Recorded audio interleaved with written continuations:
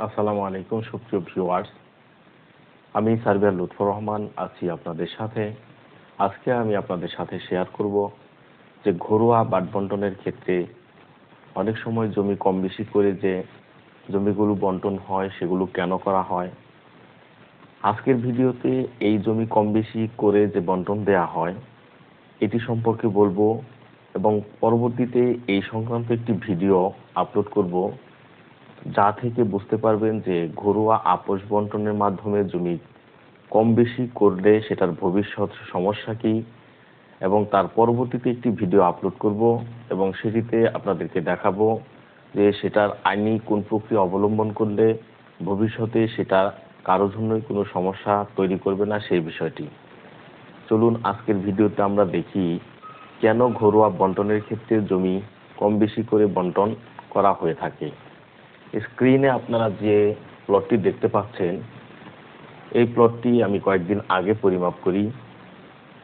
পরিমাপ করার ক্ষেত্রে যেটি হয় যে এখানে দুই ভাইয়ের মধ্যে 100% জমি পরিমাপ করে দেয়া হয়। এখানে প্রত্যেকেই অত্যন্ত ভালো মনের মানুষ ছিলেন ওনারা দুই ভাই, কিন্তু স্থানীয় কিছু মুরব্বীও ছিল। একজনের নাম হচ্ছে রহমত এবং আরেকজনের নাম হচ্ছে আজমত। রহমত বড় এবং আজমত ছোট। তো তাদের মধ্যে যেহেতু জমির পরিমাণ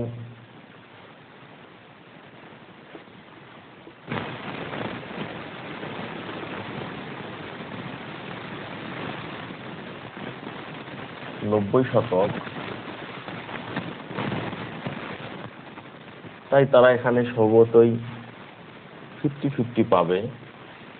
তো এই 50-50 জমি বন্টনের ক্ষেত্রে যখন এখানে বন্টন করে দেয়া হলো যে তাদের 50-50 জমি, এই অংশটি হলো আজমত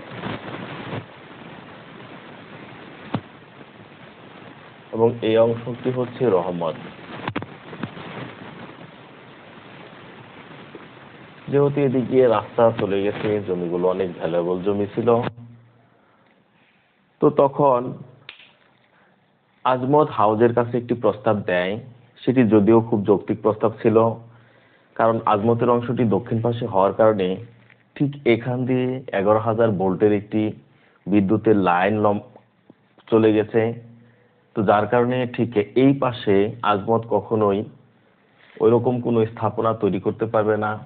তাই আজমত হাউজের কাছে প্রস্তাব দেয় যে যেহেতু আমার অংশটি দক্ষিণে রয়েছে এবং সেখান দিয়ে একটি electric line, high voltage line চলে গেছে, আমি যেহেতু এই জমির তারের নিচে এই জমিতে কোনো কিছুই করতে পারবো না, সেই ক্ষেত্রে আমাকে কিছু করা যায় কি না, যেটার ক্ষতিপূরণ হিসেবে কোনো কিছু আমি প্রাপ্য হতে পারি কি না, সেই বিষয়টি হাউজে উপস্থাপন করে। এবং হাউজে যারা বিজ্ঞ লোক ছিল তারা সেটাকে আমলে নেয় এবং তারা উভয় ভাইয়ের মধ্যে প্রথমে জিজ্ঞেস করে নেয় যে আমরা যদি কোনো কিছু করে দেই সেটা তোমরা মানবে কিনা।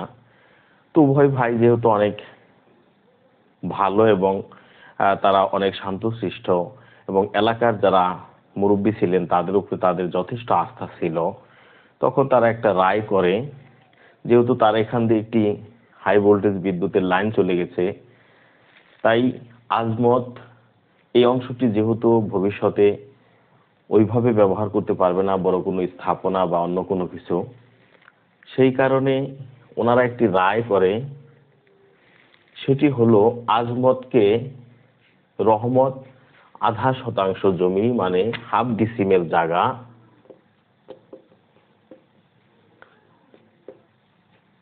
তার অংশ থেকে দিয়ে দেবে। তখন উভয়ে সেটি মেনে নেয়। মেনে নেয়ার পর ঠিক এখানে 0.5% দিয়ে এভাবে একটি সীমানা পুঁতে দেওয়া হয়। আর এখানে যেহেতু 90 শতক জায়গা ছিল, এখানে রহমত জমি পায়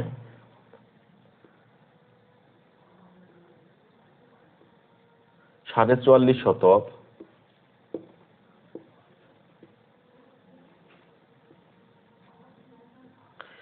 আর এইখানে আজমত পায় এই আধা সহ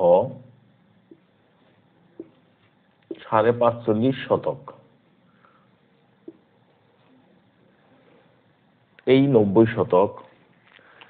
তো এইভাবে এই পরিমাপটি সম্পন্ন করে দেয়া হয় তাদের উপস্থিতিতে।